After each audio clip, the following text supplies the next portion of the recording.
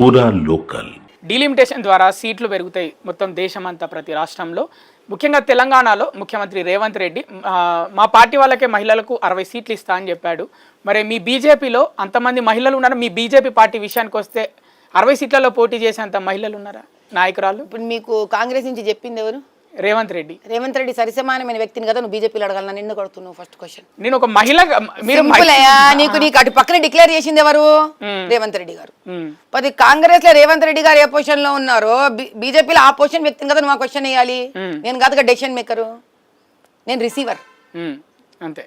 నేను decision maker కాదు, నేను బెనిఫిషియరీ. సలహా చెప్ప, నేను బెనిఫిషియరీ. నన్ను పెద్దలు అడగని, నువ్వు అడిగితే నేను చెప్తా.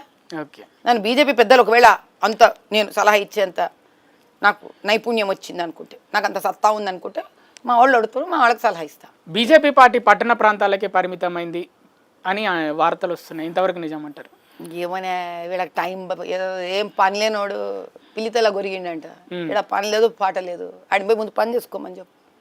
ఈ కామెంట్లు ఇచ్చేటోళ్ళు ఎవడైతే ఉంటాడో ఆయనకు ఫోన్ కొట్టి, నువ్వు అసలు ఏం పని చేస్తున్నావు, నీ అమ్మ నాయనకి నువ్వేమైనా డబ్బులు ఇస్తున్నావా, ఇలా కూర్చొని గాలికి ట్రోల్ చేస్తున్నావా, నీకు పెళ్ళయిందా, ఇంకా పిల్లలు పుడతారు కదా, ట్రోల్ చేస్తే నీకేమొస్తుంది, పోయి ఒళ్ళొంచు కష్టపడు అని చెప్పుకో.